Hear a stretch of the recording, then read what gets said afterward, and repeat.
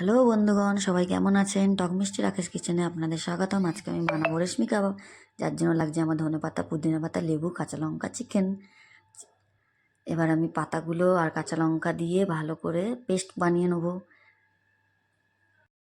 দেখুন, একে একে আমি পুদিনা পাতা, ধনে পাতা, কাঁচা লঙ্কা দিয়ে ভালো করে পেস্ট করে নিয়েছি।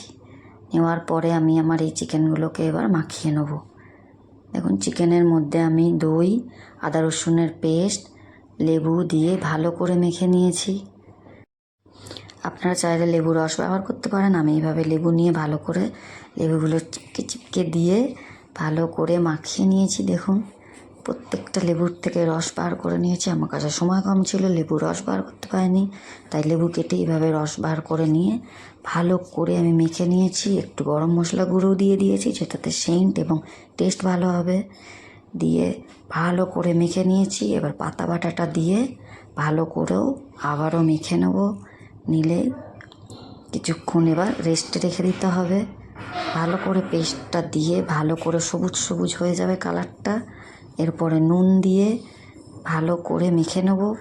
নিয়ে দেখুন, ভালো করে মেখে নিয়েছি। মেখে নিয়ে এবার আমি তেল দিয়ে কিছুটা মেখে আবার কিছুক্ষণ রেস্টে রেখে দেবো। এরপরে কিছুক্ষণ পরে বার করে কাঁটিতে গেঁথে চাটুতে অল্প তেল দিয়ে ভালো করে এভাবে উল্টে পাল্টে ভেজে নেব। প্রত্যেকটা কাঠিতে ভালো করে উল্টে পাল্টে ভেজে নিলেই রেডি আজকে আমাদের রেশমি কাবাব।